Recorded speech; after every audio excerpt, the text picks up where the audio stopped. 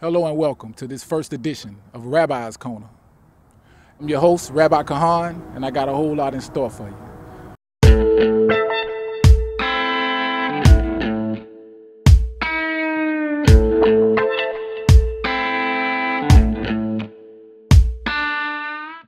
Hello and welcome back. Thanks for staying tuned in. Today we're going to be discussing politics. And what I knew about politics up until very recently was not much. All the information I had about politics was secondhand. And none of it was very good. Most of it was probably negative. Politicians in my mind were bad guys or guys with power that did not use that power correctly, or if they was using it, it wasn't in a way that it affected me in a positive way. Yet I was expected to go out and vote for these people, help put them in place. And like I said, I was dealing with a whole fragmented education about the whole political thing. And most of my understanding about it had a negative overtone.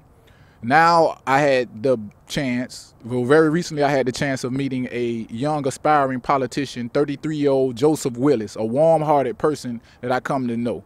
At first I went to him with this preconceived idea about politicians, real cynical. You know, what I didn't have in mind, that he was an aspiring politician, a person that was not quite in office yet, but trying to get there.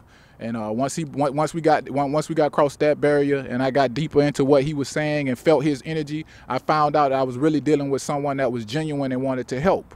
Now, is everybody in the position of power there to help? I don't know. But what I do know is this person that I met was a real good person, and it seems like his intentions are very good. I ain't gonna talk your head off. I'm gonna send you to the interview now, and when the interview's done, I'm gonna come back and I'm gonna give my analysis on what's going on and discuss a few other things that I feel is important.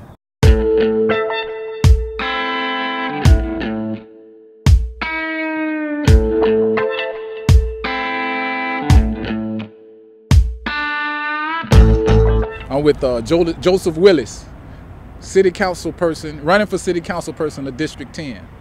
We out here in front of Church's Chicken. He's feeding people before the city council position. All right, after the city council position, are we still gonna be feeding people? How do we feed people? Absolutely, absolutely. Woo, be one part of me. Absolutely, I'll definitely be feeding people. Like I said, my name is Joseph Willis. My tagline is, what you talking about, Willis? Like different strokes, absolutely. So, yes, absolutely, I will be feeding people. I'm from this area. I grew up right on Trenton Drive, right off of Cleveland Road. So these are my people, literally. I'm 5 generations from this area, my mother and my father's side. And I'm up here today just basically feeding the registered voters, telling them thank you for being a registered voter and letting them know who I am, that I'm in the district. And for sure, I will continue this this charity work that I'm doing here. I've already spoken to the owner that even after the election, I will continue this at least once a month, just feeding my people, telling them thank you, because that's just who I am. That sounds real good. Okay, I read on your banner, not a career politician, as one of the things. Okay, what qualifies you for this position by that you not being a career politician? Okay, absolutely. Now, the position of city council is a public service, is a public service position. So you don't have to be a politician. Anyone can actually run. There are some qualifications when it comes to where you live, how long you live there, and different things of that nature, and your voter status. But that's it. You don't have to be a politician to actually run. Now, will you being a politician or your background help you in knowledge? Absolutely. But the library is always open for information. Definitely. You know, you can get in there and read and pay attention and investigate and see what's going on. And then so that you can definitely, there's a couple more steps you got to take when it comes to just paperwork. But than that, there's nothing knowledge-wise that will qualify you or disqualify you to run for a public office. Okay, that's great to know. Yeah, you know, that's real educational, because I consider myself a leader in some regards. Absolutely. All right, that sounds like a big position, and someone that is experienced should be getting that position. But you say as long as you're from the area. Okay, so how do you approach the needs? Because I talked with you earlier, and you told me what a responsibility it was, and I mean, how do you address the needs of the people? Absolutely. Well, let me give you some bottom line history on the position of city council. Now, the city council position was created for the average person that lives inside of the district. This is why, so that you will have a voice in the city. So as different rules and regulations are coming down through the city, someone that's from a local area can say, hey, that's not good for us. Why? Because I live in that community. So one of the qualifications is you have to live in a district to even run. And that's so, like I said, you can have a clear voice inside of the city hall, and you will be a believable voice because you actually live there. So all it is when the rules and regulations come around, they need a representative from each side of town, each area, to say, hey, is this good for us or is it not good for us? It is the exact same way how you have 50 senators from each state, and you have the president. That's the legislative and the executive. Jacksonville is ran the exact same way. We have the legislative are the different city councils around the area. The executive position is the mayor. So we vote on everyday rules and regulations that govern our life. We're supposed to be like really mini mayors over different parts of town. And so that's what's really going on. Definitely need to have some knowledge of that and you know, the area, different things of that nature. But you really, one of the things that I, you know, run off of, I don't have 1 million college degrees, but one thing I have that you can't necessarily learn, I have a heart for the people. I'm really regular people. I tell people all the time, I'm regular. You know what I'm saying? I have a heart. I really live here. Some people who are politicians, they'll rent a house out in that area just to run for district. I really live here. My wife teaches in the school that's right in this district. My kids go to school in this district. You know what I'm saying? So like I'm up here now, the local churches, I'm up here. So you got to have a heart for the people, have somewhat of knowledge of what's going on. Like I said, absolutely, the library is open for information. You can become a scholar. You know what I'm saying? Wonderful that we live in a country where that information is free. You can go to the library and read and learn anything. So it's definitely open for you to do. If you feel like it's something you want to do, take a look into it. You definitely need a good team to help you out, a vision, you know, and with me, it's a calling for me. So it's more than just a job. So can I trust you? Absolutely. And you can trust not my words, but trust my action. Watch who I am, watch who I live, watch the people around me. One of the things that's on my flyer says that I survived cancer, leukemia, through my faith in God. Right. You know what I'm saying? So I was diagnosed with leukemia when I was 25 years old. I went through 1 round of chemo. The session is supposed to take 3 rounds. I told him I'm not taking any more. I'm gonna depend on the Lord. Either He's gonna heal me and I'm gonna live, or I'm gonna be gone. And I'm still here. They thought I was totally crazy, but I believe on God in that way, and it was made real to me. So you can't, you know what I'm saying? You can't deny it. I lived it. You know what I'm saying? I'm here for Him today. So definitely, not what I say. You can watch how I live. Well, I'm a part of this community too, and the community does have its problems. Absolutely. So what I would like to know is the type of powers that you have. If I had to contact you with one of those issues, or somebody from your staff with an issue, how would I go about that? And then what exactly types of issues are you available to address? Okay, absolutely. Now, being a city council is the I guess the top of the area. Okay, there are some organizations and different things set up. So, example, like if it's a pothole in the street and you call me and say, "Hey, huge pothole, get it fixed." Right. The city is already people assigned to fix different things of that nature. If you can't get it done, then you will contact me directly. But it's already certain things already in place to be done. But definitely. I plan to, well, we get to, we have 2 secretaries, we have an office phone, so definitely you can call in, leave a message, different things of that nature. But besides that, I'm starting an organization. It's called 100% Real Change Organization. And this is my total platform for my campaign. My campaign is built off 5 pillars to rebuild District 10. The first one is economically. We're going to bring back the business owners inside of this district. Enough of the outside people coming in, open up business. We need the people to actually live here, to actually own the business, and then for them to hire people within the community. That brings money into the community, as well as it helps unemployment. My second thing is HIV and charity. HIV is huge in this district, 32209. I'm on the board of directors of a foundation that's called Lady Bird Live Foundation. Young lady that was diagnosed with HIV a couple years ago. Horror story. She's now dedicated her life to being an advocate for HIV awareness, teaching you things you never think about that.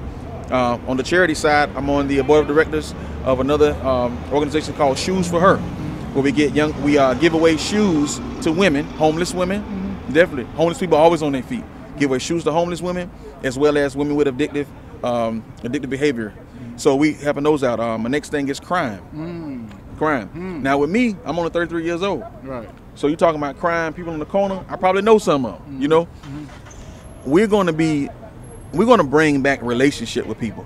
We're going to walk through and actually talk to the people on the corner. Let's find out why he's on the corner. We don't know their mind state. You know what I'm saying? So we want to talk to them, see what we can do. If you're on the corner doing a couple things, let's see why you're doing it, and let's see what we can do to help you get off. Okay, if you're in the business of selling drugs, then you should be about money. You got some money? How much money you got? Let's go down to City Hall and open up your business. Let's do something smart. You can't be a corner boy your whole life. You know what I'm saying? That's used. Our motto for the whole campaign is be transformed by the renewing of your mind. That's what we want to do. We want to talk to people and create relationship with people so that we can change the way they think. You can call the police on people 100 times, man. You can rebuild the neighborhood. You can knock down the projects and rebuild them. If the same people in the same mind state, it's going to go the same exact way, man. So we got economically, crime, HIV and charity, the elderly. My grandmother raised me. We starting a program where we actually go through the neighborhoods, man, and make sure these elderly people are good. Mentally first, physically, make sure the house structure is good. You know, old people, the roof will start leaking, they'll put a pot down and let it sit there, you know. We're going to make sure that their structure is good, mentally, health, and make sure they got something to do. The last thing we're doing is health for the community. I got an organization called Commit to be Fit for Life. Commit to be fit for life. Meaning as in we want you to commit to stay on this journey for life, but also you need to commit to be fit for your life right now. You need to be healthy. Well, we have Zumba classes and we teach how to be healthy. So those are the 5 pillars of which I'm building my campaign on to make real change in the neighborhood, man. All right, bro, I like you. And it sounds like you stand for a lot of things I stand for. So I'm going to be watching you. Absolutely. You know, I'm going to be watching you, man. All right, you say you sound like you want to be transparent. And I mean, I want to associate myself with what you got going on because it sounds like something to help the area. Absolutely. And so I will be watching. And I would like to be able to get back with you and we talk further on. Absolutely. You know, Absolutely. Okay, you want to say anything? Yes, sir. Yes, sir. Appreciate it, sir. You want to say anything before we go out? Absolutely. I'm also the owner of 100% Real Clothing.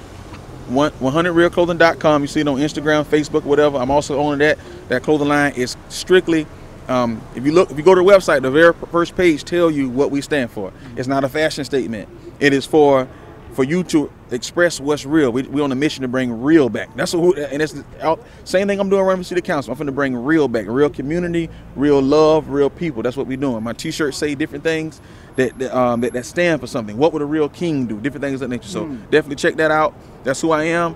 Joseph, what you talking about? Willis. Another thing too. The age of 18 to 38 years old, less than 2% vote in these elections. So we don't have a voice at all from the age of 18 to 38. We need young people to get involved, understand what's going on, that we can prevent some things. A lot of young people, we just wait till the roadblock comes and say we just go around and go over it. But we can prevent some things, and we have knowledge to understand what's going on. I'm running for city council. I'm no different than you. You can walk up on me, I'm still everywhere. I'm still everywhere. From the church to the club, I'm still everywhere. So that's who I am. Joseph, what you talking about, Willis? Vote for me March 2015, the same time you vote for sheriff. I'm on Instagram, Facebook. Everything is vote for what you're talking about, Willis. My website is whatyourtalkingaboutwillis.com. Thank you very much. Okay, this is Rabbi Kahan. The energy is good. I'm here right now, and I can tell you the energy is good. So we're going to be watching. Thank you. Yes, sir. Yes, sir. Yes, sir. Yes, sir.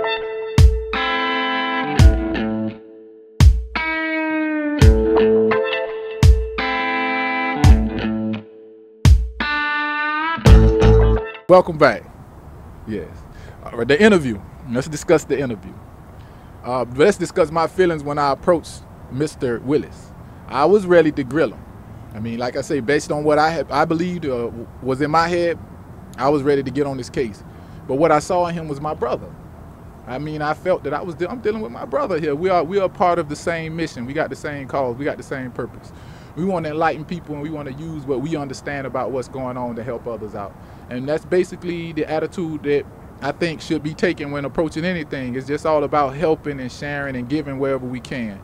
So just because a position may have a historically negative vibe, a connotation or whatever, doesn't mean that good people can't get involved and then change that look, you know, and be more accessible to the community so that they don't have so many questions or be so ignorant about what's really going on behind the politics or the people in charge, who they are.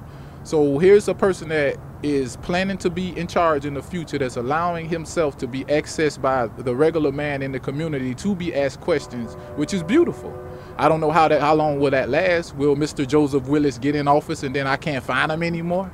I mean, I don't know how that works, because maybe my ignorance about politics has everything to do with the lack of access that I have to the politicians as the regular common person. You know what I mean? Or even not so common person, a needy person who is who probably could use some of the benefits that a person has to offer in that position, which Mr. Joseph Willis gave me a lot of awareness of. You know, some of the possibilities of him or positive leadership getting in place and then using the influence that they have to push things forward versus feed their own pockets and their own greed.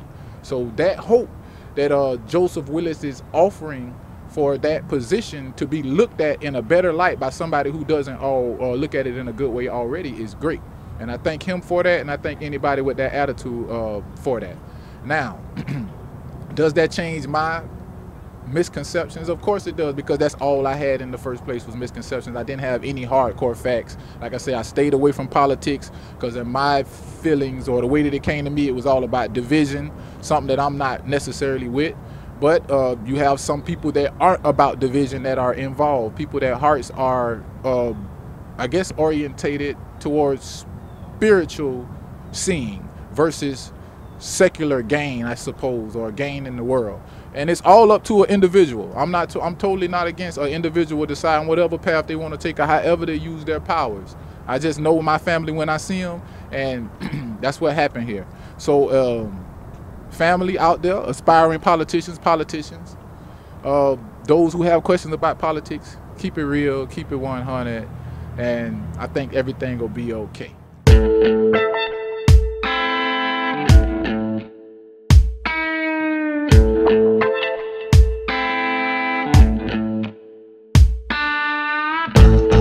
Welcome back to Rabbi's Corner.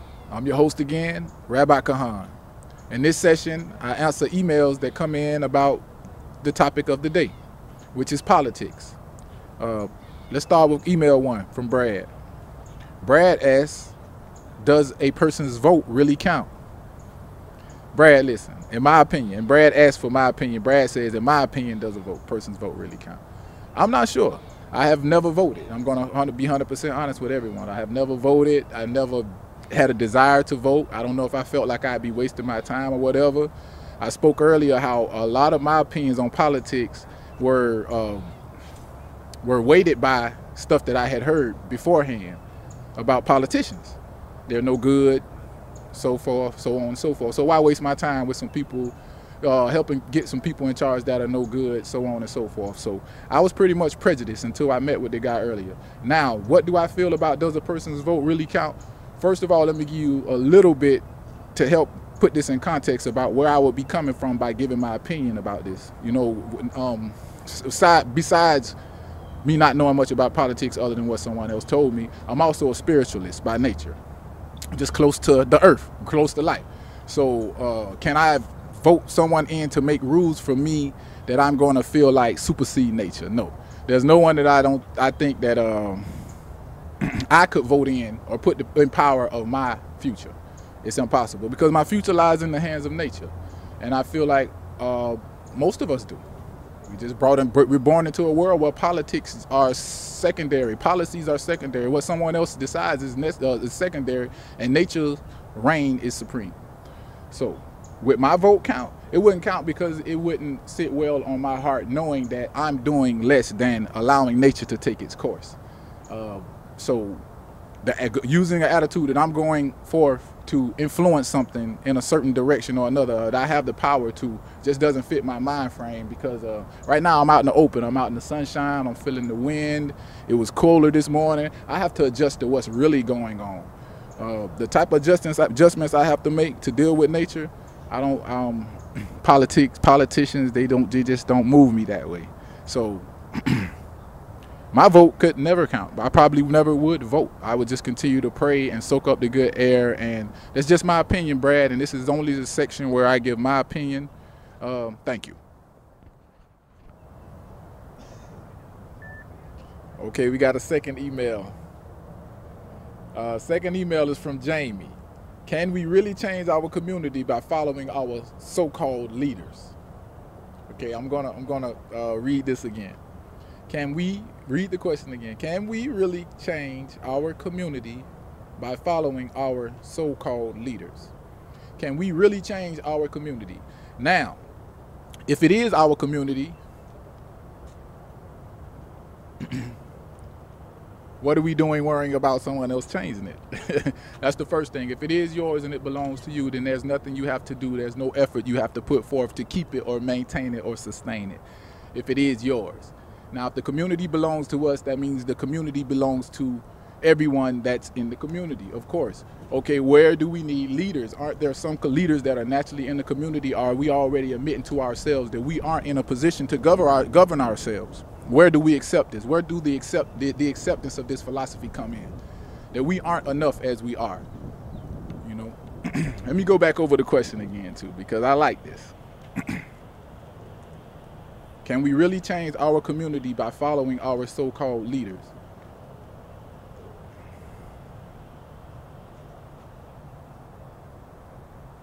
Why do we want to change our communities? And if we do have leaders, then they should be amongst the people in the community.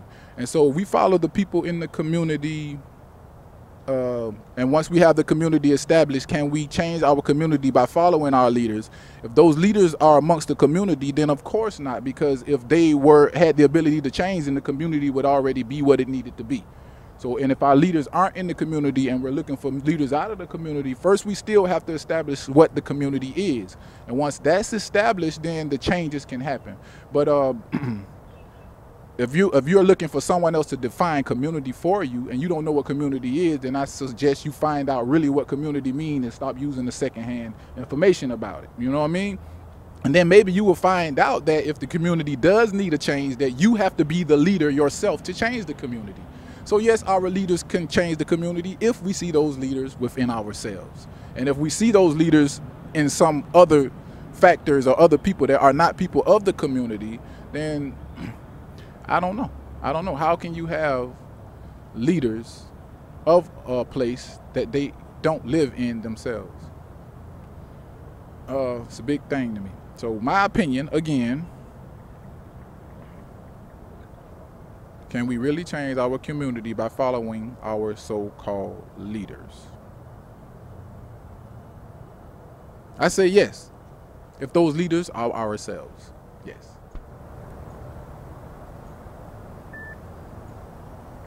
Okay, we got a third email in. Let's see. Jan Holland, or Jan from Holland, Jan Holland. Should religion play a part in our local government? It does play a part in our local government. If you're not considering that, if you are considering that religions aren't just the major religions that most people are familiar with, that religion in essence can be anyone's identification or opinion of themselves or life or anybody's commentary or anyone's analysis. Now, does personal analysis have a place in local government? Of course it does. Of course it does. It should be primary. You know, religion in the form of personal analysis should be in everyone's agenda, because personal analysis is going to be the ground by which you find your powers, your inner strengths, And if politicians are our leaders are to be strong, they need religion. They need personal analysis. They need a personal knowledge of themselves, a deep personal introspection, and a deep personal knowledge of themselves. So if religion in the guise or in the form of personal insight or the gaining of knowledge of facts of what's going on around you and your relationship to nature and the world and life, I think everybody should found themselves in that, or they should ground themselves in that, and then from there go on whatever endeavor they like. So religion should be the basis of all activity, in my opinion. So yes, a strong knowledge of yourself, and especially when it comes to leaders, because these are the people that others are to take form behind or to take their walk behind. So the leaders, we hope, would have some deep sense of grounding, a strong sense of who they are. And I think this is what religion is. It's just to give us an identity, one we choose. Religion can be put on like clothes, whichever you like. It can be switched around. It is not essential. You know what I mean? What is essential is that we approach ourselves honestly and as honest as possible. And our honesty cannot be expected to look like someone else's honest approach to themselves. And okay, so our leaders should be allowed that space, and they should, in my opinion, make it up front that what their religion is. You know, if I'm going to hire some guy to do something, I want to know what he believes in. I'm just not going to open my door up and let anybody into my home or anybody into my personal space. I want to know what you believe in. That's me, in my opinion. and and what you believe in doesn't have to be of the 5 major belief systems that predominate the globe or the mainstream culture or whatever. You know, what do you believe? It could be, I believe that the grass is green, or I believe in cutting my yard 5 times a day. This is what I stand on. This is what I breathe for. This is good. But if you got you got somebody saying they my leader that just cannot tell me what their background is, you know, I don't want anything to do with them. I don't want anything to do with anybody for a while in an adult business type fashion, or, you know what I mean, they can't give me some background about, you know, where they stand with themselves. So, and I think that comes out in a person's character. Character is tied a lot into that, because character, confidence, all that has the same type of, you know, so good character, some confidence, and forget what color you are, forget even what your philosophy is. If you strongly believe in what you believe, that's your religion. You know what I mean? So should leaders have strong beliefs and be open about those beliefs? Of course. How are you going to know they are the leaders you want if they aren't open about what they believe strongly in? You know, how am I going to elect you if you're not making yourself accessible and what you believe in accessible? It's almost a requisite. When I see those campaign signs or whatever, I know that person's putting forth what he believes in. I mean, I saw a politician with a bald head, another one with a beard, and they're all holding some of the same offices. You know what I mean?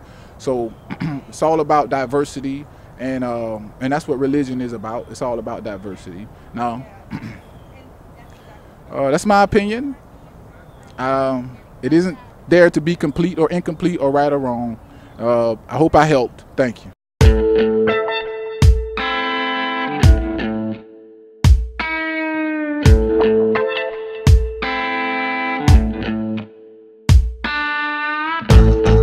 All right, welcome back, y'all. Before we leave out, we finna wrap things up, but before we leave out, I'm gonna leave you with a thought of the day, which is, for me, don't think so much. It ain't good to think all the time. You know, I talk with people and they like, well, I've been thinking. I think, what are you doing? I think. And I'm like, well, you know, it ain't always good to think. I be thinking. I'm like, okay, thinking is all right, but thinking is almost like guessing. Either you know or you don't know. You know, and you got to be honest with yourself. A lot of times you don't know.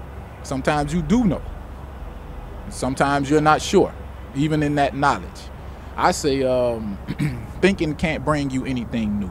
All we do with thinking is run around and it already is there, what already has been done, and we can't really produce anything lasting or fulfilling through it. So every chance we get, we should relax thinking. You know, or allow thinking to relax, or embrace the times when we aren't thinking. Pay attention to when the mind isn't going and we aren't trying to figure something out, or we aren't trying to look deeper into something, and where we're just where the mind or thinking is there, but it's just on the surface, and the breeze is what's deep, not our thoughts. We want our breath to be deep. We want the air. We want our experience to be happy. We want our experience to be open. We want our minds to be open. And thinking is maybe like not the opposite, but it constricts maybe the mind, or maybe we try to see things a little narrower than if we were not thinking, and then we could allow what is truly there to come in and make us blissful. So the thought of the day is, don't think so much. Don't consider not always thinking. You know, feel, be, enjoy. None of these things require a long thought process. Matter of fact, these things don't require a thought process at all. I'm very fond of dealing with what's spontaneous, and what's spontaneous for me is what's new, and what's new for me is what's beyond anything that the mind can conceive, because what is in the mind is always the old. It's always yesterday. And thinking, the mind, or minding, the process, it's all one process of dealing with the old and spinning it around, ruminating. And sometimes we just have to drop this tendency, or consider dropping this tendency, and know what it's like just to be open, to be happy, to be joy. So again, in closing, don't think so much. Be. Rabbi Kahan.